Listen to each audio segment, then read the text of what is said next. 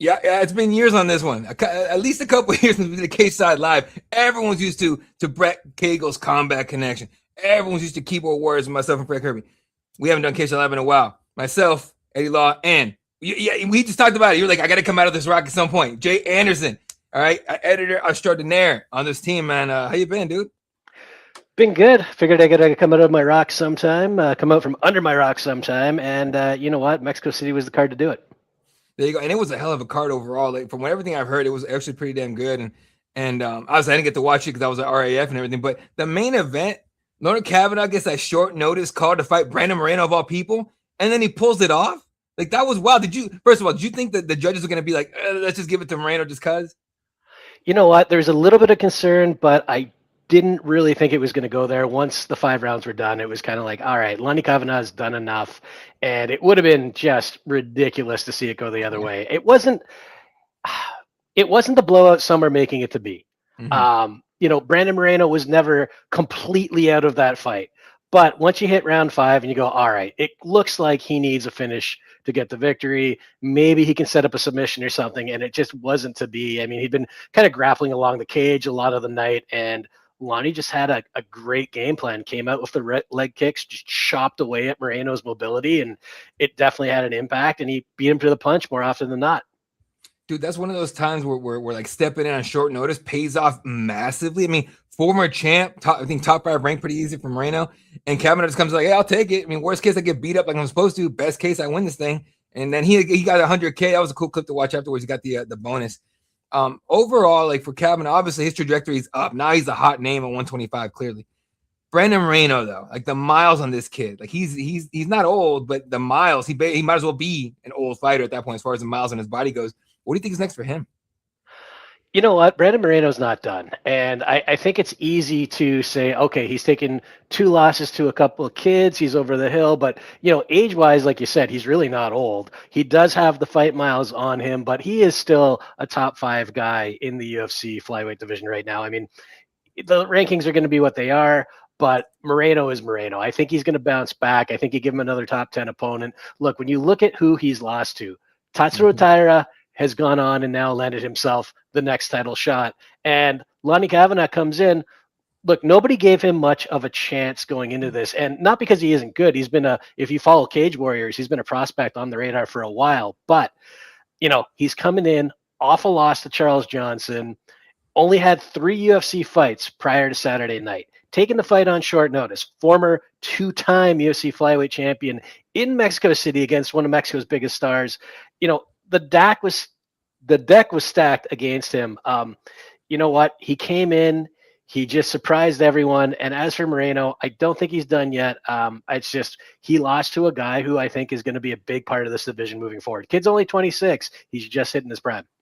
No, and it's great. Like I said, the Cage Warriors run, it's still like we always talk about this, right? Like us, the hardcores, we've been watching this sport forever. Like we've seen the guys from Cage Warriors that should have been here already, right? And guys like Kavanaugh, guys like Sherrier obviously made it eventually. Paul Hughes for some reason isn't in the UFC. That was still wild to me. But you see a lot of talent coming up from these promotions. Everyone here is kind of surprised, like all the casual though, the UFC only viewer, they're all kind of surprised by this. I think most of us weren't really surprised about Kavanaugh being good. I was just surprised, like you said, about him beating Moreno in Mexico City. That was just like Brandon just got bad luck in Mexico. He might as well stick to Vegas or something because they ain't working out for him there. But the other surprise, honestly, was not that Lonnie Kavanaugh is good, but was that he got the fight in the first place. And when you think about this, I don't know anything, but the UFC doesn't seem to want to run a show in Mexico right now without Brandon Moreno attached to it. So when Asiu Amabayev drops off the card, they start going down the list of names, and you were just hitting injuries, guys with fights booked. I know they did talk to Kyoji Horiguchi. Horiguchi said, hey, I don't want to lose my fight against Amir Albazi that I've prepared for, but he said, I'll fight Moreno 2 weeks later if I win. Now, I understand the UFC not going that route because there's a lot of what ifs there. First, he's got to win. Second, he's got to not get injured. So they go down the list. They finally run out of rank guys. They go to Lonnie Kavanaugh. He raises his hand, takes the call, and here we are. But yeah, no surprise that he's good. Maybe a surprise that he's this good this early. But you know what? It's going to be interesting to see what happens with him moving forward. If you're a promoter, you put him at the O2 next? Yeah. Other than the fact that the O2 is like 4 weeks away, and that's probably not going to happen, right? But at some point, you definitely do put him there. Um, Regardless, you give him a top 10 fight Oh next. yeah. Um, Probably kind of on the outskirts of the top 10. There's no need to rush this kid. Look, Tatsuro Mhm. Taira's got the next shot. Alexander Pantoja, who knows how long he's going to be coming back from that arm injury, but he's kind of on the horizon there, just waiting to get back in. And you've got Manel Kopp and you've got Horiguchi. You've got a lot of names in play for that title, so you don't need to rush him. Build him slow, give him another couple good fights, and see where he's at. Yeah, that was funny about Origuchi. Like, 'cause I remember you sent me those questions about when I was at the Apex for his fight against Amir, and it was just like, dude, I thought he would be like a little tentative about fighting Tyra. Apparently not. That dude was like, yeah, I'll fight anybody. I don't care. Like, cool. You know, I know he's cool with Pantoja and all that, but he'll fight him too. Is pretty dope. So if when Pantoja comes back, like, regardless of who the champion is, should he get the next title shot? Yeah, I mean, I would absolutely give it to him just based on the way that first fight ended. No disrespect to Josh Van, and he's had a hell of a run, an incredible 2025, obviously. But Pantoja going down to injury, nobody wants to see a fight end like that, and you definitely, especially because he was a dominant champion, had a number of title defenses, absolutely give him the next shot. Yeah, no, I remember when I talked to him at LFA 215, we were in the back, and just happened to be as soon as they started the national anthem. And he's Brazilian, and he comes, he goes, "Hey, brother," and we're in the middle of the interview. He goes, "Hey, brother, don't you have to stop and everything?" And I'm like, I don't know why. I just go, "I'm Mexican, bro. I'm good." He bursts out. We both burst out laughing. I'm Mexican American, bro. It's cool. We're good. And we were laughing about that. But Pantoja, he's off camera. He's hilarious. I wish he would actually show that on screen. He's great. All right, the co-main event. This is the one a lot of people are talking about. Destiny Bakova wrote an article on this one. Marlon Chito Vera loses another fight. It was like 5th in a row or something like that. I don't know. Okay, on Chito, is he? I mean, certainly it looks like he might be done with the UFC. I don't know if he keep him around or not. Who knows? But career wise, like, should he hang it up? That's a question for Cheeto, but I'm going to say this. I actually wrote about this fight Sunday morning, and it was one of the reasons actually that I did the little aftermath piece that I did for Cageside Press. You know what? UFC 299 a couple of years ago, I was in Miami for that card covering it and saw something I've never seen at a media day, which is Chito Vera getting 2 media day sessions, one in English, one in Spanish, because the Spanish language media turned out in droves to cover this guy. He was a superstar that week. Had he beat Sean O'Malley, honestly, the sky was the limit for Chito. Unfortunately, it didn't go his way. Then he lost his next couple of fights. 0-3 going into UFC Mexico City against David Martinez, coming out of it 0-4. The problem with Chito in his last couple of fights, really the problem throughout his career, the knock on him has been those slow starts. But on Saturday, we almost had no start. He never seemed to get out of first gear and, got beat by a good, solid young prospect who's on a heck of a run. Is Chito done with the UFC? I doubt it. I think he's still enough of a name and has enough star power that they keep him around. He's one of those guys who can survive an 0-4 stretch in the UFC based on the value that he brings, the entertainment that he brings, the profile that he carries. He's not Sam Alvey. He might not get a 0-8-1 run, but you know what? Chito can stick around, and I like Chito Vera. I think Chito is done as a contender at bantamweight, and that's not a knock on him, not a knock on his skills. That's more a question of timing. Chito is, I think, 33. He's at bantamweight. By the time he would even be able to work his way back to the top, he's probably too old to really find much success there. It's time for Chito to have some fun fights, have some good fights, put him in with veterans. The UFC will probably match him with some young killer. We know how that goes, but yeah. But you know what? Good on David Martinez taking advantage of the moment and getting a big win at home. Yeah, no, the Chito Vera fight, we had that because I watched a little bit of the main event and a little bit of the co-main at RAF, and that's exactly what I thought. I immediately was like sitting there watching. I'm like, it's Cowboy Cerrone again.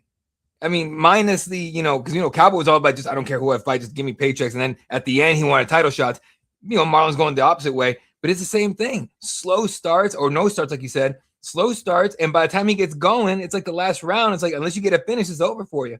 4 in a row. Or 4 losses in a row. Now we're looking at Sean O'Malley, Figgy, Zahabi, and David Martinez. The Zahabi one might hurt a little bit. That one probably hurt the most, right? And that one split decision and everything. Were you there for that one or no? I believe I was. That was on the West Yeah, Coast in Canada, right? Vancouver. Yeah. Yeah. Yep. Yeah, I was there for that one, and that was a close fight, so that one is going to sting. But he can't argue anything about Saturday night. He just didn't turn up and do what he needed to do, unfortunately. Yeah. So David Martinez, again, another victory for him. I want to say he has a win streak now, right? I think. Let me find out for you real quick. 1, 2, 3, 4, 5. Oh yeah, he's completely win streak. In terms of UFC though, it's like 3 in a row, 4 become contender series fight. What do you think about him? Like, what do you want to give him next? I mean, because Marlon was I don't know what ranked he was, but you looking at a top 10 for David? Ooh, that's a tough one. I'm never a fan of rushing these guys, but like you said, I mean, he's coming off a win over Chito Vera. He's a top 10 guy. He's a former title challenger. So now you're in a position, if you're the UFC matchmakers, where what do? You got to reward him going forward. Mm-hmm. So again, I give him a fringe top 10 guy, someone in the 10 to 7 spot thereabouts, and go, hey, let's see where we can go with this kid. If he stumbles, you give him some time to rebuild. If he keeps winning, you just keep going. Yeah, 100%, man. The other fight on here, this one surprised the hell out of me. And I didn't watch a second of it. All I got was an alert on my phone that King Green took this one. What happened with Daniel Zellhuber? He was the next hot thing at 155. He's tall, he's rangy, he's tough. To me, it seems like the Esteban Ribovic fight took something out of him because he has not been the same guy. He hasn't. I mean, he's on a slump now. But you know what? I am probably one of the few people. I'm just looking at our picks pool for Cageside, and I think I'm one of the few people who took Green. You know what? Bobby Green is always dangerous. This dude is the definition of a wily veteran. He's got all those extras too, with the trash talking, constantly John at his opponent. I don't know how much Zellhuber would catch of that in a fight, but he was doing it. He was doing the showboat. He was doing the flashy stuff, and he caught him, and he got him good. This is Bobby Green's first win streak, I think, in a couple of years. He's put 2 fights together, and dude, 39 years old, and he is not done. And I liked, it wasn't so much a call up, but you ask him after the fight who he wants to see next, and he goes, Dana, bring my boy Nate Diaz back to the UFC, let him finish his career here. And you go, yeah, that's a fight I would love to see. Conor might have first dibs if Nate Diaz comes back, but if he ever fights again. But you know what? I would love to see King Green and Nate. So yeah, you know what? I wasn't totally surprised. I picked it, so I couldn't have been. But yeah, Zellhuber's kind of been on a bit of a tough stretch. 0-3. I hope they keep him around because he did show so much promise early on. I do hope they give him one more and let him kind of get back into it. Yeah, I'm curious to see if he's going to stay at Couture because it seems like a lot of these guys go on losing streaks, and he's over there with Eric Nixick and everything in Vegas, and it makes you wonder. It's like maybe he thinks about a change, maybe go back to who he had before he went to Extreme, maybe stay in Vegas, go to Syndicate with John Wood. Great facility to have, a lot of the high level guys they have there. So it'd be interesting to see if he changes anything. For King Green, though, like you said, 39 years old, still doing the damn thing and winning fights and stuff and doing it his way. A lot of people make fun of him for the arms down, going up with the arms down, talking and stuff like that. And he's really he's someone to keep on watching, but he's basically just down for fun fights at this point, right? Yeah, and that's what it should be. I mean, at 39 at lightweight, you're not going to see a King Green title shot unless, there's a last-minute injury replacement, kind of the Renato Moicano situation almost. But you know what? He's headlined a couple of cards in the past. He had the one against Makhachev. He had the one against Grant Dawson. I could see him in a co-main in a fight night next time out. I mean, he's got that name. He's got that personality. And you know what? When it comes to Zellhuber, interesting you mentioned the team switch. Because I saw a few people right away go, oh man, he's really floundering with Extreme Couture. This isn't a knock on Extreme Couture or Eric Nixick. Sometimes just a change of scenery kind of lights a fire under people. So honestly, it might not be the worst idea if he does, try something else. And he's young still. He can still be successful going somewhere else. So I think that will work out. After that, Edgar Chairez gets a decision victory over Felipe Bunez. This one kind of surprised me. Emmanuel Rodriguez. Now I know everyone was high on this kid. But damn, to take out Kevin Borjas, I've always been high on Kevin Borjas. All those Peruvian dudes that are just tough as nails. I was a little surprised he got finished by him. What'd you think of this one? Fantastic scrap for as long as it lasted. I actually picked Borjas in this, and he had that knockdown early, and it looked like he might do it. And you know what? Rodriguez survives. Good sign from a young kid when you're under fire like that and you're in a bad spot that you don't just flounder and get finished, that you're able to recover, and then comes back, gets the job done, gets a finish of his own. You know what? It's a good sign moving forward. Again, hopefully they don't rush him too much. I probably sound like a broken record at this point, but the kid's got a future. He definitely does, and it's one of those things where like there's a lot of young Mexican talent in here, and we've seen it before. The UFC fumbles these opportunities always. You had 3 Mexican champions at one point. You didn't go to Mexico. That makes no sense. Like at this point, like keep an eye on this now because you got some promise here. You might have a couple of champions that come out of this card, and you can come back to Mexico with a couple of titles on the line. But yeah, man, it was wild to see the highlight on that one. 3 champions from Africa, you don't go to Africa. 3 champions from Mexico, you don't go to Mexico. These things just rate themselves. It's incredible that they don't cash in on these opportunities. It's cool, man. You know, Dana, you know, it's all good, man. Because Dana's blameless, right? It's all our fault. It's always the media's fault. Jesus, man, we get blamed for everything, dude. It's hilarious. But yeah, man. And Santiago Luna gets his victory with Pacheco. That was expected. Okay, this one just real quick for my boy Brett Cagle and Pat Dana. They cannot stand that Jose Medina is still on the roster. They were just like, how is this guy still on the UFC roster? I was like, I have no idea. And now he's gone. He got cut today. 0-4 in the UFC. You can't stick around for that one. So there you go, Pat. I was going to say he's not on the roster anymore. I mean, there was a reason that he was on the roster. He got signed off a loss on the Contender Series, and Dana liked his story. Dana wanted to give him a shot, and he gave him the fights. Only fighter on the UFC roster, well, up until today, from Bolivia. So you got a little bit of the Dana White privilege, a little bit of the feel-good story, or they tried to make a feel-good story out of it. Didn't work out. Yeah, listening to the broadcast for that fight, Michael Bisping made the comment, like, this guy is tough because he's got 3 kids or whatever. And you go, man, you're just digging to say something nice about this dude. And I totally get it. But you know what? He probably would have benefited from more time on the regional scene. I don't understand why in situations like that, this whole thing with the Contender Series and Dana White having become the Oprah Winfrey of fighting, where you get a contract and you get a contract, everybody gets a contract. You know what? A guy like this, if you like his story, if you see something in him, if he put on a good fight in a losing effort, give him a development deal. You've done it in the past with even guys coming off a win. Do it with a guy like this. Let him go out, get a few fights, but kind of keep an eye on him. And when you think he's ready, then bring him in. There's no need to rush him in like this. Yeah, I mean, you almost want him to take like the boxing route. I'm not saying padding the record or anything, which we've seen plenty of MMA. But like that, like just bring them on slowly, like when they're ready. Like, rushing guys in here just kills their careers way too early. They end up, 30 years old out of the UFC with nothing going on, and that's the saddest part of the fight game when it comes to that. So yeah, there you go. And then this is the one that the call out was perfect. The fight itself, the fight aside, the call out of Tracy Cortez was just like perfect because she went to Mexico. She won. She beats Macy Chiasson. And then calls out Tracy Cortez. They got beef. Gabriel Gonzalez was there asking, the last time they were in the same building for that, I think it was Vegas. And Tracy apparently followed Aileen to her locker room, talking all kinds of stuff. You want to fight? You want to do this and that? And Gabriel loves this kind of stuff. He loves the drama of it all. But do you think they actually make that fight? It's 2 different weight classes here. No, it's never going to happen. But you know what? I'm not surprised that she made the call out. Gabriel did the interview before UFC Mexico City with Aileen Perez. It was a couple weeks beforehand. She's saying how the top names in the bantamweight division are running from her. They're not saying her name. She wanted a shot at the title after Kayla Amanda, ahead of Norma Dumont. And you know what? The performance she put on at UFC Mexico City isn't the type of performance that's going to jump the line for you. Probably the fight that happens next is Aileen Perez and Norma Dumont.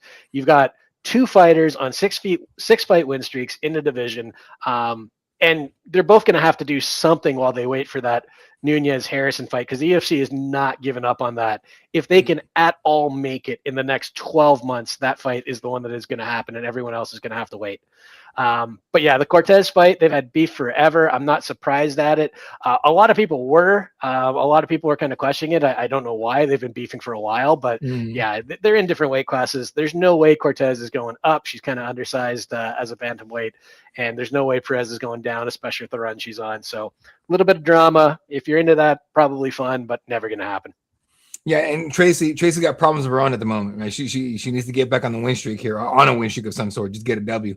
But yeah, man. Rest of the card, Christian Quinones beats Christian Motino. Javier Reyes is dope because I saw him at LFA, and the guy is wild as they come. And to get his fight, get his win in the UFC in the first round knockout was dope. This one you might know a little more about than I do, sort of. Regina Tarin was on a WWE development deal, and she gets a short notice call to fight. What was that about? I don't know if she was on a development deal, but she had a tryout with the WWE in January. So she was down at the WWE. I think they call it the Performance Center. Let's call it their version of the PI, where they go for tryouts. She was the only Mexican at that tryout. They do tryouts, I think, several times a year. And, she was down there posting photos. Don't know how it went, but she also was 7-0 coming into this fight. Now, she did have a Muay Thai fight booked for the same week, a couple of days before the Mexico City card. So she was in fight shape, but she was preparing for a fight at 145 pounds. So, in MMA, she's a flyweight. This fight would have been 125, but bumped up to 130. They both made it because of the short notice. Comes in, gets the win at home. The big takeaway from this fight for me is they have to get out of the Apex. And I know that's not going to happen. And I know there are going to be a certain number of events at the Apex moving forward. The newly named Meta Apex, I mean, they've sold the naming rights to it, so that's a good sign that they're not going anywhere anytime soon. But, a couple fights into the card, to hear the reaction she gets from her home crowd, it is so different. And yes, they've added a few seats to the Apex, but please, no more than once a month. There's, I think, 2 Apex events in April, completely unnecessary. Yeah, and I'm with you on that one. I've always been the one not defending the Apex, but I like the feel of the Apex is very like for example, like old school NBA arenas are very on top of the court almost. It's very intimate. I like that feel to be there. But on television, the Apex does not work whatsoever. I'm with you guys on that 100%. They did add, like I said, a handful more seats and everything. It does feel bigger and feel louder in there. And they actually have a concession stand. Our boy Kenny from MMA Junkie was giving me the rundown of what to eat and what not to eat. He was like, "Don't get the hot dog. That is trash. The burger's dope. This and that and the other." And I was just like, "What the hell?" And at the end, before I left the Apex that night after the fights, he was like, "Hey, if I set up like a taste testing, will you come up for that?" I'm like, "Yes, I will absolutely drive up 4.5 hours to eat food. Why not?" So, but you're right. Let's get out of the Apex. 100%. I will say this. And again, I'm not ragging on it. With the Apex, when it first came into play, I mean, it's fine for the Contender Series. It is absolutely fine for the Ultimate Fighter.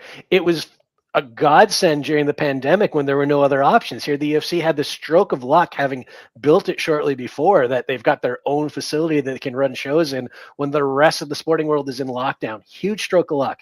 And it did add a few things, right? You can hear the corners. That was the one thing everybody loved. You can hear the corners. And that is absolutely cool. But after a while, it does lose its impact. And you go, man, there's nothing like a live fight with all those fans. I remember covering my first UFC, not the first UFC event I ever went to, but the first UFC event that I covered was in Atlantic City at Boardwalk Hall. And when Frankie Edgar came out, and he was the co-main event, I think, that night, I think it was Cub Swanson, just the way the place blew up. It's like, nah, this is what you go for. You don't want this empty warehouse. To me, at this point, the Meta Apex is where fight nights go to die. And it's not a knock on anyone on those cards. There are some good fights and some great fighters on those cards, but they absolutely are the C tier, right? Because you got the numbered events. Here's your A tier. You got the fight nights that are actually going around the globe and going in front of live fans. That's your B tier. So as soon as I see an Apex card, I know it's a C tier card, and that sucks. It is. You're right. You're right on that too. Like a lot of people, like certain events, I'm like, they're like, oh, this card belongs in the city. On certain, I'm like, 100% right. You're right on point. Those C cards though, those like the ones that definitely you look at, you're like, oh, that's definitely an Apex card. I always tell people, I'm like, would you want that to come to your city? And you're gonna pay UFC prices to go to that? Like come on now. But I do like the idea once a month, dude. That's a great idea, honestly. I get it. They're going to be cost effective, and I've asked Dana about it before at a press conference. I think I asked David Shaw about it at a press conference, and David Shaw told me very early on.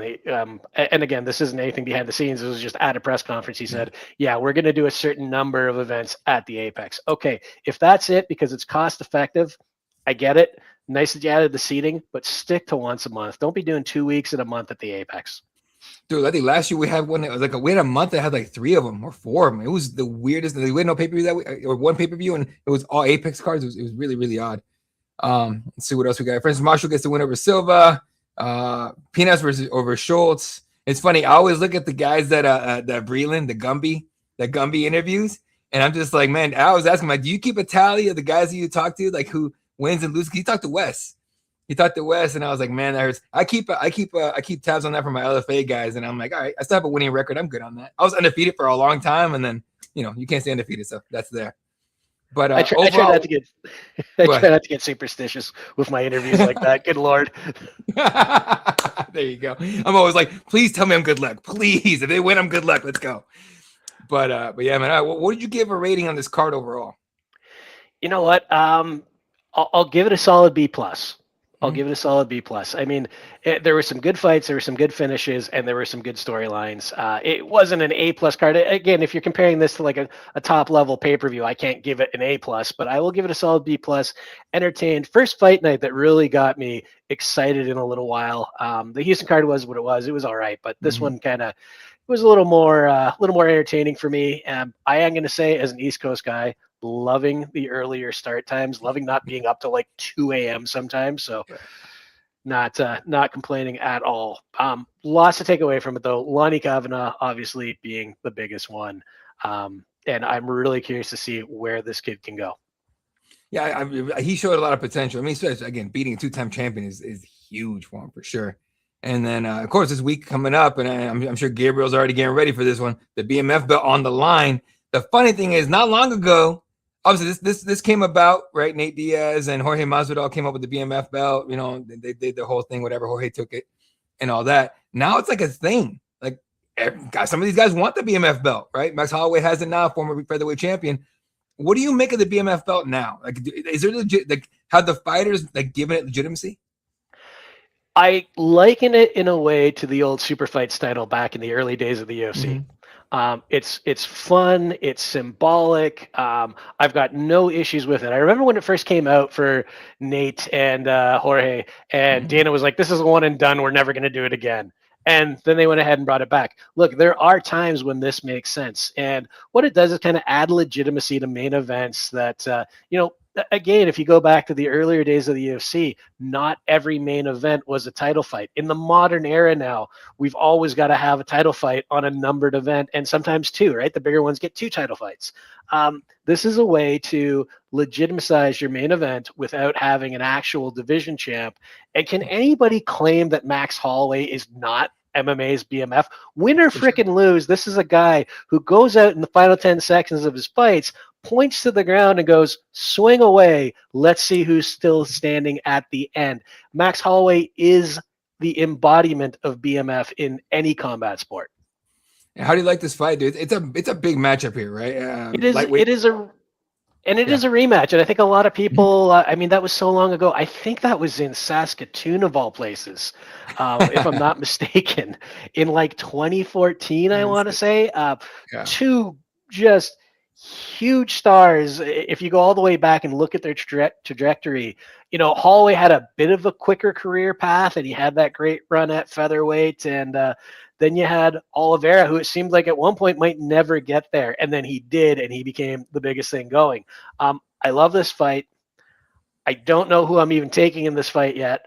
I know I want to watch it. I know I'm going to watch the hell out of it. I do know that this card lives and dies by this fight. If you look at the rest of this card, if this fight falls through in the next couple of days, there is nothing on that card that is going to serve as a main event. This is the fight to watch. Just a fun one. I love these fights. Not every fight has to be a title eliminator. Not every fight has to be the best fight of all time. This is just a damn fun fight. Yeah, dude, I got to show you this. Okay, so if you see what they look like now, I mean, they look like grown men, right? Like they're a little weathered. Let me show you what these babies looked like back in 2015 in Saskatoon. Look at that. Like, yep. Look at the card. We've been doing this for so long. Neil Magny, Eric Silva was the co-main event. Eric Silva had been. No one's talking about Eric Silva. Eric Silva, not the one who fought on Saturday. The other Eric Silva. Yeah, exactly. Patrick Cote. I remember Patrick Cote and Josh Berkman coming out of New Mexico. That was wild. Trinaldo Laprise, Olivier Albin Mercier. Oh, what's he been up to? OAM. He's retired. He won those back-to-back PFL titles, and he's just doing his thing, being. Last I checked, being funny on social media and just chilling. I think he's still training, but Yeah, he's that dude had a great end to his career outside the UFC. Patrick Cote, funnily enough, was at his retirement fight. That was UFC 210 in Buffalo, I believe, just before we launched Cageside Press. It was about a month before. Yeah, dude. I was been a fan of OAM and Patrick Cote too. Those guys were like badasses back in the day too. Valerie Returno, dude. I had someone bring her up the other day. I'm like, "How old are you?" And he's like, "I'm 26." And I'm like, "How the hell do you know about Valerie? You're tripping, dude. That's a long time ago." Had the title fight in the UFC. Went to Bellator. Yeah, 100%. Frankie Perez was on there. Sam Stout. Jesus, these guys. Yves Joban. Nikita Krylov still doing it. Jesus, that guy's been doing it forever. Who? Misha Serkinov. Look at Misha Serkinov right here. What's he been doing? Has he fought lately? He's suing the UFC. That's what he's doing. That's right. You're absolutely right. I forgot about that, dude. Can you? Go ahead. No, he's one of the fighters behind one of the many class action lawsuits. I think his is the third, because you got the Cajun Johnson one, and then you've got the Serkinov one, which I think gets more into some of the clauses in UFC contracts that says you can't sue them and you got to go to arbitration, this, that, and the other thing. I can't remember exactly what the situation is, but yeah, that's what he's doing these days. He's got a whole other battle on his hands. There you go. And then this one right here for UFC 326, real quick. Just put this up today. Gumby Vreeland went ahead and talked to Cabo Ohio, talking about his fight against Renier de Ritter. Both these guys coming off losses there. Kyle, though, like the fighting nerds are coming back. We've already had 2 or 3 of them pull off wins, not just wins, but big victories. It's Kyle's time now. But taking over Renier de Ritter, who was upset last time out against a short notice. Was it short notice last time for RDR? It was. Well, RDR wasn't short notice. He had a short notice opponent. So RDR was in that fight. It was supposed to be against Fluffy. Fluffy fell out of the fight, and they got what? Brendan Allen? That was the Vancouver card. That was a strange fight. RDR just looked done. I think it was the end of the 4th round. He didn't get off the stool. I think his corner technically might have thrown in the towel. He was just dying. I probably have Borjao in that fight, probably just based off that performance by RDR. And RDR is a guy I followed back in one championship when he was beating Ongla. He's a fun guy to follow. I think he's a fantastic fighter, but man, he did not look fantastic in that last fight. Kind of gassed out pretty quick and was just taken to school by Brendan Allen. So we'll see how he bounces back. But like you said, the fighting nerds having their resurgence. They were Gym of the Year just over a year ago. Then they had some struggles at the end of 2025. They started hitting some walls, but Gene Silva bounced back. Who else? Help me out here. Who else just bounced back? Pratis. Carlos Pratis has a fight booked. Yep. And then the last one. Mauricio. Mauricio bounced back as well. The funny thing about that is John Silva and Mauricio are not buddies anymore. They unfought each other. Or I guess so John Silva like, he took something personal. I think his Mauricio was training with Volkanovski, which is like a big no-no, I guess, for John Silva. So that was wild. But, which is wild because everybody cross trains now, right? Doesn't everybody do a little bit of cross training, go to different gyms, get different looks, get some different techniques in? But I think, from what I saw, Gene Silva may have taken that a little personally. But maybe there's someone else. Who knows? Maybe there's someone else there. I'm not surprised. He takes everything personal. Right? He went there, started screaming at the belt and crying. All right, that's a meme in itself already. So there you go. Perles, what's up, dude? It says Rondo will sue for concussion soon. Yeah, maybe. Shoot, you never know. Now we'll talk about that here in a little bit. What's up? Yeah. Oh, I was gonna say that's one we got to talk about. We'll talk about it here in a second. Yeah, let me just go over a couple. Just the main card here. Rob Font Rosas Jr. This fight was supposed to happen a minute ago, right? It was supposed to be I forgot who stepped in on short notice. It was supposed to step in. No, Raul Rosas Jr. was supposed to step in on short notice against Rob Font. It didn't happen. They're finally making it happen here. Kind of feels like Rob Font's getting set up though, in my mind. Yeah, I mean, this is one, like you said, it's been brewing for a while. This might even be the 3rd time they've tried to make it. You got to test Raul. You've got to let Rob sink or swim here. I mean, he's a dude who will fight anyone. He's a gamer. And Raul's still like, how old is he now? I got to look and see because he's still a kid to me. 21. 21. Jesus. He can barely get a drink at a bar now. Yeah, well, yeah. In Mexico, you'd be 16. It doesn't even matter. But here, you got to be 21. I was going to say it's either 18 or 19 here. So, but yeah, if you look at it, you had to give him the step up. He's been going for a couple of years now. So I think this is a great test for Raul. I think it's going to be interesting to see how this one plays out. There you go. Yeah. And then of course, rounding out the top of, or the beginning of the main card here, Drew Dober, Michael Johnson, and then RoboCop Bruno Ferreira. In terms of the main card itself, well, first of all, let's talk about Michael Johnson still doing it at like 80 years old or whatever he is. He's 39, dude. I still remember like watching the beginning of his career and then kind of not paying attention to him for a while, and not until he fought Nate, right? And Nate pieced him up, and they give him the Connor call out, and that kicked off Nate's massive career after that. But Michael Johnson's still a guy who's pretty damn solid, and he's still winning fights. Like all these guys, King Green, Michael Johnson, these guys are up in age, and they're not heavyweights. They're lighter weights, just doing the damn thing, still representing for the old guys. So it's funny that you mentioned King Green, because I wanted to mention that. Bryson Hester did the matchmaker piece for the losing side of that Mexico City card, and he is calling for King Green versus Michael Johnson, which is crazy that fight's never happened. Yeah, I remember talking to Michael Johnson in 2018, and he was on a bit of a slump at the time. It was for the Moncton card, and I think just when he was switching weight classes, and he was talking about how, it felt to him like there were bricks on his chest, and every win that he got was another brick that he was getting off his chest. And all these years later, still going, had that weirdness with the whole fight falling through. It was 2 months ago now, I think it was UFC 324, where they had that whole gambling flag. Had nothing to do with Michael Johnson, or I don't think it really had anything to do with either fighter. No. It was just betting irregularities and some word leaked out of one of the gyms. But, he's at least getting a fight in now, and it is just as good, if not a better matchup, with Drew Dober, who's, another fan favorite, another guy who can get in some wars. No way this isn't an entertaining fight. Oh, no, it's going to be a great fight for sure. And it's funny about, King Green and Michael Johnson never fight. And that really doesn't make sense. I thought for sure they would have matched up by now. But hey, if they make it next after this fight, no one would be against it. And of course, RoboCop Bruno Ferreira. I mean, two heavy hitter dudes right here. Someone's got to go to sleep. It's got to be a good fight. Well, I like that they're kicking off this card with a couple of bangers, to be honest. I mean, especially if you got the BMF title in the main event, why not just make this a fun freaking card, top to bottom? So love that they're doing. Huge RoboCop fan. Going back to that fight where he got that gash that was like right down to the bone on his forehead, was like looking into the abyss. Dude is just super tough, super fun. And then Bruno Ferreira, another hard hitting dude. Like you said, somebody's probably going to sleep in this. Don't know who. I know I'm going to watch it. I'm probably gonna side with RoboCop in this one. I think he's got a little bit more of an upside, but I remember when Izzy was talking about RoboCop as a potential opponent when he was like, "Hey, this guy's good." Definitely has a lot of heart to him, and it's a super nice guy from everything I've seen too. Super nice, dude. I saw him in Vegas one time, and he wasn't even fighting. He was just at the card. And I was like, "Hey man, RoboCop, what's up, dude?" And it was like, "Hey, what's going on, brother?" and all stuff. He's a cool guy. Give me like 5 minutes just talking about everything but fighting. And I was like, "Do you like that Robo Obama nickname?" He chuckled. I got to give it to him. He thought it was funny. I was like, I only call you Robo Obama, right? I don't even call you RoboCop. I think Robo Obama works way better, honestly. Like you look like if Obama was a fighter. There you go. But good sense of humor on that guy too. Rest of the card, Cody Garbrandt for some reason still doing it, and for some reason got an eye tattoo. Come on, dude, what are you doing?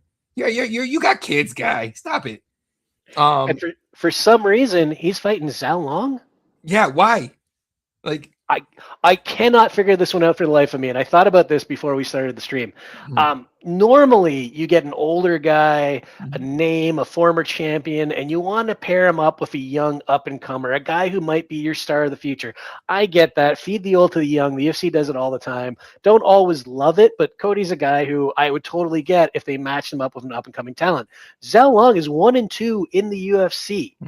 And he's not exactly a young up-and-comer. God, I think he's got over 30 fights to his name. He does. He does. Yeah.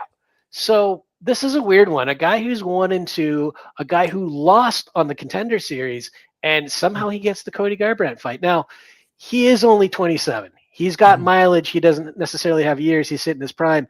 Maybe they're just hoping for a big showing from the Chinese market here. I have no clue, but it's a bit of a weird one. It is. It is. And real quick, you reminded me. Here, take this one here, folks, for your next MMA trivia show. Michael Johnson, 31 UFC fights. 31. And correct me if I'm wrong, never fought for a title, right? Nope, never fought for a title. Man, the Cowboy Cerrone syndrome keeps on going, dude. Dante Johnson, Cody Brundage, solid fight. Ricky Turcios. If he wins, he's going to give us another inspirational, speech. Good on him. Cody Durden, still doing it. All these guys are still damn doing it. How do you even say this dude's name? Holy crap. He's been for a while. You know what? He's been around for a while. I honestly, if I had even thought that we were going to talk about him at all, I probably would have just run through it in practice before this. But yeah, I'm not even going to try and not butcher that. Bro, I might have to do a companion for the entire card. Like, I can't say that guy's name. I definitely can't tweet it. Like, I'm gonna have to make up something for him. Shout out to the UFC commentary team, who like John Anik, who does a great job on these names and like nails them 9 times out of 10. Yeah, I've caught Brandon Fitzgerald at the Apex sitting in a corner practicing these dudes' names, and I asked him, I'm like, do you have to practice it? He goes, he goes, my worst nightmare is screwing it up on the broadcast. So I practice the hell out of this, and I'm like, yeah, you're a professional, dude. Do your thing. Let's see what else we got. Some Mudaraj against. Oh, this is a sneaky good fight right here. Jesus Aguilar, some Mudaraj should be pretty good. What else we got? Gaston Bolaños. This dude hits like a truck. And then Rodolfo Bellato kicking off the entire night. That's all right. Well, there you go.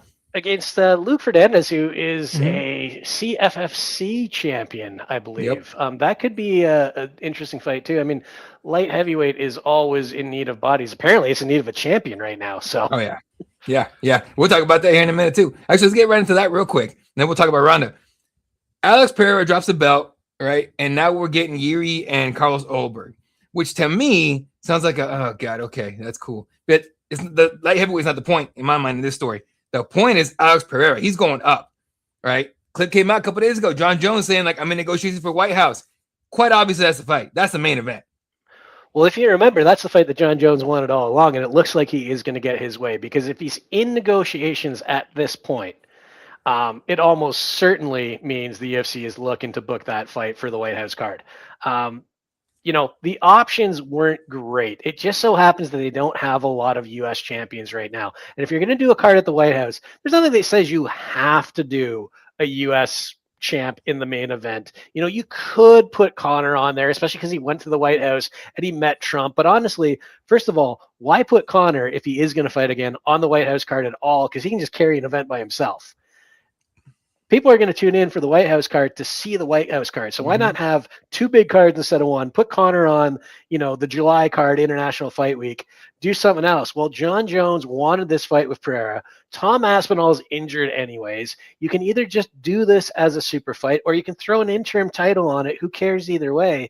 And everybody's happy. I like this fight. Would I have liked John to have fought Tom first? Yeah.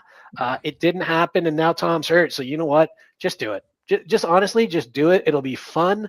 And let's see if Poatan can do what nobody else has ever done and win titles in 3 weight classes. Because if he beats John Jones, there is zero question he is the next guy for Aspinall. I mean, sorry to Cyril Gahn about that, but yeah, that's reality.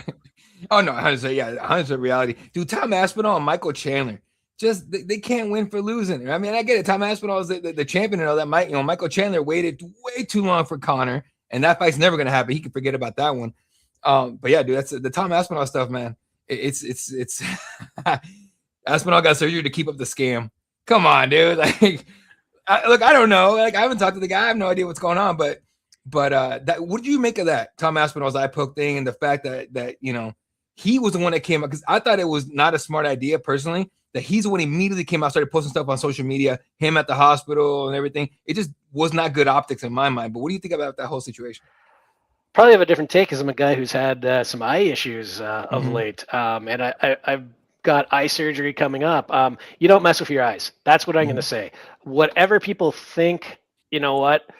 I don't think Tom Aspinall is going through all this trouble to keep up appearances. If I'm being honest, it just wouldn't be worth it, right? You would just say, yeah, he poked me in the eye and I couldn't see. And, a few weeks later, you'd be like, yeah, I'm fine. No, nobody is playing the long game this much. That would be a heck of a scam to keep going. So I think Tom probably legitimately has some problems. And I think we're going to see him back towards the end of the year. I think just works out in everyone's favor. And I will say this. I don't think at this point the UFC wants Tom to rush back because I think they want to do this. You know what? If he's going to be out for a little bit, I think they're going to capitalize. And if it's John and John wins, John probably retires and Tom comes back and fights Cyril Gahn. If it's Alex Pereira and he wins, Tom comes back and you've got another huge fight on your hands. And, Cyril Gahn just kind of waiting in the wings, probably 2027. That works out for the UFC pretty much in all scenarios. There you go, man. Bisping fought as a pirate. Bisping's a maniac. Okay, that guy's a psychopath. To this day, I cannot believe that Bisping did that because, How? man, you just think one poke, one kick, one wrong move, and now you're blind. Like when one eye is toast, the other one becomes that much more important. I would like to know how he did it, how he fooled the medical staffs over and over, because he fought a handful of times after he lost the eye. Really wild. Well, you can drive with one eye. You can do a lot with one eye, especially if the eye is like it's there and it's not noticeably, because you can lose vision in your eye, and unless somebody looks real up close or puts you on certain medical equipment, they're not even going to necessarily know that you're blinded in it. I don't know, I think Bisping has like a falsie now for it or something, but at that time, I don't know what the situation was, but as long as he can read the letters off the chart, as long as you pass that vision test, and really it's your depth perception. I mean, you can still see out of the other eye, so you're going to see those letters. Yeah, he's going to be able to pull it off, but it's not something anybody should ever do. I mean, he's crazy for having done it, and credit to him for doing what he did. But also, when you look at how that career ended, probably should have taken that last fight was unnecessary. Oh, very unnecessary. Alex John fighting for the interim. More than likely, I think they stripped Tom instead of interim. I don't think you want an interim title at the White House. I don't know. I don't know if they stripped Tom. I think that there's a huge percentage of the fan base that would probably be an uproar if they did that, especially because he's hurt and he is going to do surgeries and stuff. You could almost slap a super fight title. Maybe they just make another BMF title for the heavyweights for that one. There's all kinds of ways you can do it. I think, honestly, that's a fight that doesn't even need a belt. They might want a belt on it for the casuals, but we're all going to watch that. Like, it doesn't matter what's on there. Give them a trophy. Who cares? Like, you just want to see that fight. Call Vince McMahon. Be like, can we use a United States Championship? I know you got that trademark. Can we? Not Vince, but Triple H, I guess these days. But call like, can I use the? Let me use that one time, and they're gonna come out with like an American flag belt, which would be, first of all, like, and this is me personally. You tell me what you believe, but I find this whole White House card thing so gimmicky. It's really weird. It doesn't even feel real, right? Like I honestly, like, I can't convince myself it's actually gonna happen until it happens. It's just really odd to hear that they're gonna tear up the South Lawn at the White House to put a fight on, and they're gonna walk through it's just so you watch Idiocracy, right? You're a big movie guy. Oh yeah, yep. It feels like that. Like it's sponsored by freaking Monster Energy and shit like that. Like, come on, dude, what are we doing? So weird. Idiocracy, shout out to Mike Judge, was not supposed to be a documentary. It was not. That having been said, I understand why Dane is going through with it. I mean, you're not going to say no to a sitting president who's like, hey, want to have a fight card here at the White House? Yeah, absolutely, because of the eyeballs it's going to bring. I just hope it's entertaining. I am not, I don't know who from our side is going to cover it if they have media, or depending on what the media situation looks like, but God knows I'm not going to that. I can't even imagine. I have been to 2 UFC events with a press pass that Donald Trump showed up at. I was at the Covington fight in New Jersey in I think it was 2019, and he decided to attend. And then I was at the Miami card when Trump brought the whole cabinet with him. Cash Patel and everyone was there. It was crazy backstage. We were sitting outside the arena at the media entrance, and I always get there plenty early. And we see these SUVs just roll up and dudes pop out in flak jackets. They got bomb sniffing dogs. They're going over our bags. We go through extra security to get in there. They brought in the TSA just to do metal detecting. It was just crazy. And I'm like, yeah, you know what? I'm definitely not going. I did the DC card in 2019. I'm good. I've been to Washington. I'll sit this one out. Let someone else take it. Dude, Gabriel Gonzalez is going to be there for us. Gabriel loves jumping on these. I was going to say, I was probably going to Gabriel. Oh, that's his thing, dude. Gabriel, he did the spear. The second the spear got announced, I got to do it. He loves doing those like big staple cards. Oh, the spear, absolutely. That visually just looks stunning. I still can't believe they don't want to do it again. I know they got the T-Mobile contract and everything, but if I was them, I would not say no to going back to the spear at some point. They got to do it at some point, 100%. And then, but it's funny because I had people hit me up like, "Oh, you're gonna go cover?" I'm like, "No." I said, it's before Gabriel even said anything, right? I was just like, no, one, I already know the guy's going to want to do it. He's going to fight me over it. And I'm not going to fight him because, one, I'm not flying to DC. And two, I'm not dealing with extra security from Secret Service. All right. I don't like security already because it's annoying. Do that on top of that. And on top of that, there's an entire government branch of the government trying to hunt people that look like me. I'm not gonna give them an easy target. So there you go. I'm in Arizona. I'm already a target, so it's all good. But yeah, dude. Ronda Gina, how surprised are you that it's even happening? I want to say moderately surprised. I mean, there were talks about this fight for what, like a year and a half. You know, we knew Ronda was back training. There was all this talk about a comeback. There was talk about Carano fighting in the UFC at one point. All kinds of rumors. Usually where there's smoke, there's fire. I guess what I am surprised about is that it is happening now. I thought enough time had passed that it was probably going to fall through, that it wasn't going to happen. And then the other surprise is that it's with MVP. This, you're in an era where the UFC just signed a $7.7 billion deal for the US rights alone. They've since signed additional rights with Paramount Plus for like Brazil, Central America, Australia. So there's more money coming in than even that $7.7 billion, which is $1.1 billion annually. So you think, hey, we want to really, really kill it coming out of the gate. Well, Ronda Rousey, whether you love her, whether you hate her, whether you think she's done, whatever you thought of her kind of leaving after, well, first the home fight, she vanished for a bit, then came back for the Nunez fight, and then called it a career and went off to the WWE. Whatever you think of her, she is a draw. The fact that the UFC isn't doing this fight is very telling. And, to hear her side of it, and we heard a bit of Dana's side, but he didn't get too much into the numbers, but to hear her tell it, they had a deal in place for her to fight Gina Carano in the UFC. Dana agreed. He said, you know what? I'm going to give you the best deal of your career. Ronda said it's the most money she had ever seen.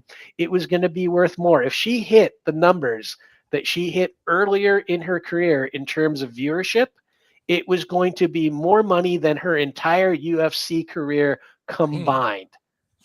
And then what happened? The Paramount deal gets signed. Pay-per-view dollars go bye-bye, because that was what this deal hinged on. It was the pay-per-view dollars. And for those who don't know, basically pay-per-view dollars means if you are headlining a UFC pay-per-view event, past a certain number of buys, let's say 100,000, for every buy after the first 100,000, you might get a couple bucks per buy.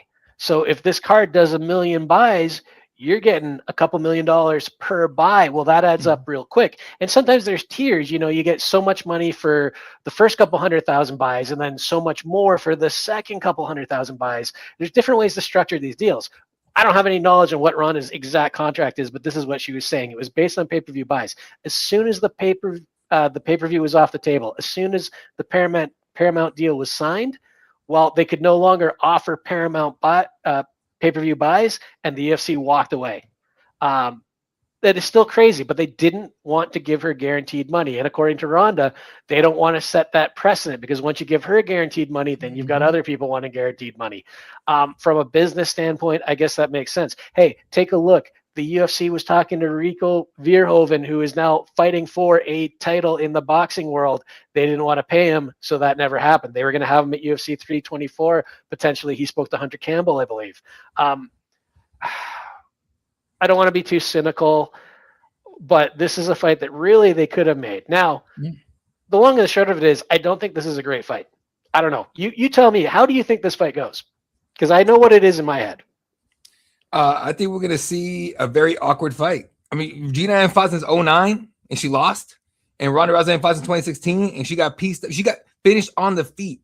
I'm expecting nothing. And not to mention that, past that, the first thing Ronda does is write a book and start talking about her concussions that she hit from the UFC, that she had from judo. Like, what are we expecting from either one of these ladies? Like, look, full respect for them to get back into it and everything and try to, sell something and honestly kind of bring MVP into the MMA space, at least temporarily. But in terms of the fight itself, I'm expecting a kind of a lackluster fight and then probably Ronda by armbar at that point. And I think those last few words, you hit it on the head. Ronda by armbar. That is what I'm expecting. I think it's going to be a quick fight. I think Ronda goes in, gets the throw, gets the takedown, gets the armbar. It's been too long for Gina Carano. She hasn't been in active competition. I don't even know how much she was in the gym. Ronda's saying she saw how out of shape Gina was and wanted to book this fight with her to help get her back in the shape, which is a weird way of going about helping someone getting back in the shape. But hey, you know what? Maybe it gives her a goal. I do kind of get it. But I don't think this is going to be a great fight. Ronda did get pieced up, but it was by Amanda Nunes, and I think we know how good Nunes is now. She knocked out Cyborg. And the other thing is, like, Gina's last loss was the Cyborg, so we know how good Cyborg is. That having been said, too much time coming too late. I wish this would have come 5 years ago before the pandemic. Would have been great. It is what it is. Like you said, it gets MVP into the MMA space. What's going to be interesting is whether or not they stay. I think if this does numbers, you see some more of this moving forward. I also want to see what they're going to put on this undercard. There are a lot of fighters out there right now, potentially, who they could, sign and bring in, even as one-off fights. The interesting thing here is there's a bit of a void in MMA right now. Bellator is gone, got bought out by the PFL in a non-cash deal, and a lot of the talent was allowed to go. A lot of them went to the UFC, right? The Pit Bulls and Aaron Picos and MVPs and whatnot. You got guys like Ryan Bader who are now over in Ryzen. Danny Sabatello is over there as well. He's a champ there now. There's not, I guess the PFL is the bona fide number 2 promotion right now, but like One Championship has been floundering. They've been focusing more on these multi-discipline events. They don't do pure MMA anymore. Ryzen is pretty much doing their thing over in Japan, and the GFL flopped out of the gate, never even put on an event. So what is there now in terms of competition for the UFC? If anybody wants to do it, well, Netflix has the money. They've got a working relationship with Jake Paul. If MVP decide, hey, let's do some MMA shows, you could do one a month and probably do quite well if you got the right names involved. Maybe this is a litmus test. Maybe this is them dipping their toe in the water. Maybe not. We're going to find out. And MVP has relationships with Anderson Silva, Nate Diaz, Tyron Woodley, Ben Askren, who should not fight ever again. Bro, just stay healthy, please. We don't want to see that ever. And they got a relationship with fighters already. So, like, as soon as I heard this announced, I was like, okay, it's got to be a full MMA card, because you don't want to put this fight, certainly not with the grappling, in a freaking ring, right, with ropes. You don't want that. But they got plenty of relationships with fighters. I think they can make a full MMA card, and I'm with it, dude. I'm more interested on that part of the story than this fight. I'm more like, will MVP keep this going? That's what I want to see. Will they keep it going? Well, the Nate Diaz one is a good question, because at the same time that King Green is saying, hey, Dana, bring Nate back to the UFC, you're right. He does have a relationship with Jake Paul. It was adversarial. They fought, but they also made a lot of money together. And this might be an avenue for Nate Diaz. I don't know who you signed to put against him, but you could find someone. Nate's the A side of any MMA card. So if MVP wanted to do a second event after Rousey Carano, if I'm them, I'm looking to sign Nate. Oh, that'd be smart. It'd be 100%. That's the move right there. Shoot. Real quick before we move on to something else here, the GFL. I almost feel like whoever's running their social media is just announcing shit, this random stuff. Because every maybe a couple months they put out, we signed so and so to be our board of this and then a board of that, but no actual fighting. What do you make of it? When the GFL came out, I was a pretty big cheerleader just because I wanted to see another promotion and a fighter-friendly promotion. And you know what? We started getting some stuff on the media side where certain commitments were being made. And it wasn't like it was a financial thing or anything. It was just like, hey, we were told that we were going to get some information and we never got it. That was kind of a sign that something wasn't right. And then the whole thing fell through. Allegedly, a financial backer fell through, so the money was gone, so they couldn't pay to put on the events. I'm surprised they're still trying to make a go of it after how embarrassing that was. They recently announced this board of athlete wellness or whatever it is. Benson Henderson is on it. Elimele McFarland is on it. There we go. There's the graphic. Thank you. Tyron Woodley is on it. Burt Watson, if you've been around for a while. Burt. Cool. But why do you need an athlete performance and wellness council if you don't have any fights? This is putting the cart before the horse. I guess you're putting everything in place, but it's a weird thing to announce. The only thing I want to hear out of the GFL is a set in stone date and fight card. And when that happens, when they announce something with a venue booked, then we can give them some attention again. Until that happens, hey, cool. But you know what? Benson Henderson is on your Athlete Performance and Wellness Council, and he's fighting for the PFL in 2 months' time. I remember you told me that. You were like, you're usually like, hey, I'm writing up Benson Henderson coming back to PFL, and I'm like, hey, what? Like, because you made the point immediately. The GFL decided him to be on some council. I just saw him at RAF a couple of days ago. This guy's like just trying to. I don't know what he's doing, but he's everywhere.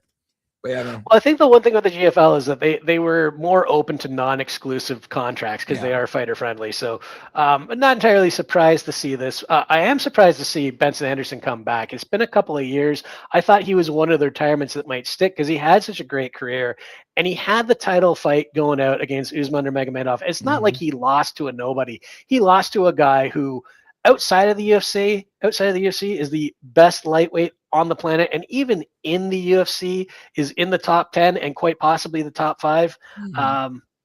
You know what? Cool that he's coming back, but he's 42. I think you pointed out when we were talking, maybe that RAF appearance got the competitive juices flowing, but he doesn't have a lot of steam at 42, and I'm kind of hoping he, if he comes back, maybe 1 or 2 fights and then wraps it up off a win, maybe. Yeah, no, I hope so as well. And Parallel says GFL is more shaded than the Paul Burrows boxing. It's a good point. This is the gold right here. Dillashaw's head of drug testing. All right, buddy. Good. And you could do Rampage Jackson as the head of production on this one. That dude's wild. Have you seen that Rampage is just like walking around streaming all the time? You know what? I've seen a bit of the Jackson podcast and a few other things, but I haven't really paid too close attention. So he's just doing everything now. Yeah, he goes out and like live streams like they're doing in Japan, right? You have all these like live streams with like jackets on and cameras popping and everything. Like he has a cameraman with him, but he's going to like nightclubs and parties and stuff like that. And I'm like, Rampage, dude, you're older than me. You got kids too. Go home? What are we doing, dude? It's so weird. But that's the name of the game right now for these guys. All right. What else we got to hit on this? I know I had a list on here. Okay. Let's I guess. Oh yeah, this is one we definitely got to talk about. UFC continues to announce fights without signing contracts, and we've seen this for years. I mean, for years we've known this. But the biggest one for me, because my wife got me tickets for my birthday, the UFC 235. That was the Jones, Anthony Smith, and I think Usman, Tyron Woodley, like a snoozer of a card overall. Right? It was just domination. I still say Anthony Smith should have taken that DQ. All right, just look at Aljo; he made it happen.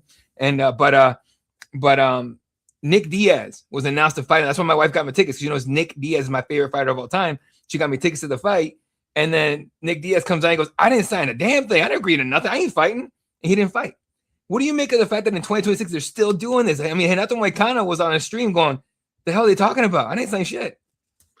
So the key point there is that we're still doing it in 2026. Look, this was a business tactic of old, but we kind of thought we were past this, especially with the amount of money involved and the lawsuits going on right now. The optics of this are absolutely abysmal. And I'm not a guy who constantly rags on the UFC. They're the number one promotion. They've got the bulk of the talent in the MMA world, and they do some very good cards. At the same time, you can't be doing this. And I do wonder if part of this is how thinly stretched they are right now. Because if you look, Dana White has the UFC. He's got Power Slap. He's got UFC BJJ. And they've got Zuffa Boxing. Somebody did a comparison video today of Dana making a fight announcement 2 years ago and Dana making a fight announcement today, and he looked just exhausted. It was a couple days ago when he announced the 327 main event. He just looked exhausted. Now, he said recently that he doesn't even do matchmaking anymore. He's rarely involved until like the 11th hour on some of the bigger fights. But you had Moicano, and you've got that article up on the screen right now. Mm-hmm. Okay. So that's a one-off, and you go, okay, maybe something happened. And then a couple of days ago, maybe a week now, you had Gavin Tucker announced for a fight with Doo-Ho Choi at UFC Winnipeg, which I'll actually be covering at. And Gavin Tucker's like, hey, I didn't sign a contract. Oh, by the way, I'm retired. Yeah. Now, maybe something happened. I love giving people the benefit of the doubt. Maybe something happened. He, announced he was retired and the notice hadn't made its way to the UFC yet.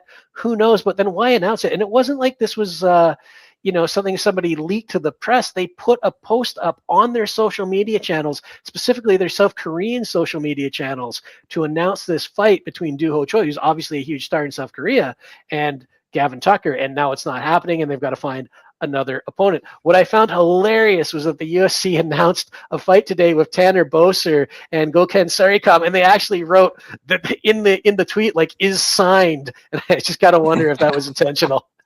They have to clear. Just to be clear, this is happening. This is time. We're not messing this up anymore. Dude, I love the fact that we're 30 plus years into the UFC's existence, and we're still doing weird, silly day one stuff. It's so funny.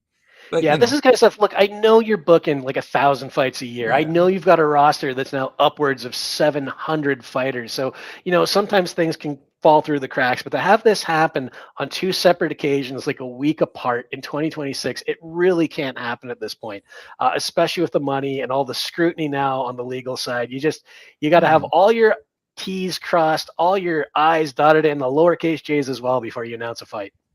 Yeah, completely. Yeah, you can't be doing that stuff anymore because fighters all got podcasts, they all got streams going on and everything, and so they're talking about it too.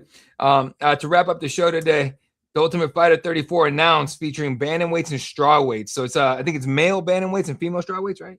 That is correct. We're going to have the bantamweight division and the women's strawweight division. Now, if you remember, 12 years ago, I think it was 2014, the Ultimate Fighter 20 brought in the bulk of the strawweight division. There was like one strawweight fight beforehand, maybe. I can't remember. Maybe I'm thinking of the flyweights, but it brought in the strawweight division. And obviously, Carla Esparza went on, beat Rose Namajunas in the final, became the inaugural women's strawweight champion. Now we're going to get another crop of strawweight fighters. I don't want to say strawweight is hurting right now, but with all the moving around, like Weili went up, fought Valentina for that title. Now, is she going to go back down? We don't know. Joanna's retired. There was a bit of talk. Maybe she'll come back. Now, I don't think she necessarily will, but who knows? Rose went up as well, come to think of it. Yeah, we could definitely use some talent there. Bantamweight's been a super good division the last little while, but you can always use more bodies. No coaches announced, and I threw this out to you earlier, but what I would love to see if they could all make this happen would be Amanda Nunes, Kayla Harrison. You can't have the fight right now. Kayla needs time to heal, but if she's good enough to film, and this is going to film yet, they're doing tryouts right now. The finalists for the show will be announced, I think, April 3rd. Probably going to film like May, June, thereabouts. You know what? If she is good enough, that would be a huge way to set up that fight. You've got two rivals, two of the best in their weight class, two of the best of all time in their weight class, and the two of the best of all time in women's fighting, period. And you've got this huge fight looming. Great way to set it up if you could pull it off.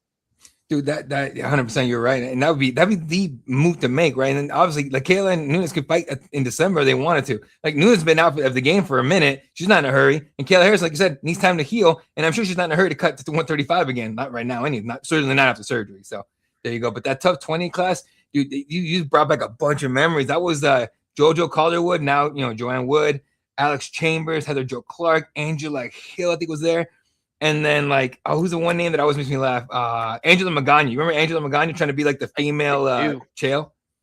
Yep, Angela Magana. Actually, I think she was in hospital recently. She's had some medical issues. Yeah, she was living down in was it Puerto Rico? I think she was living down in Puerto Rico. And last I saw, she was doing some medical stuff. So hopefully she's okay.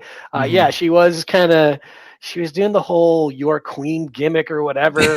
She went over. She fought in Ryzen. I think she had like a one-off fight in Ryzen for a minute.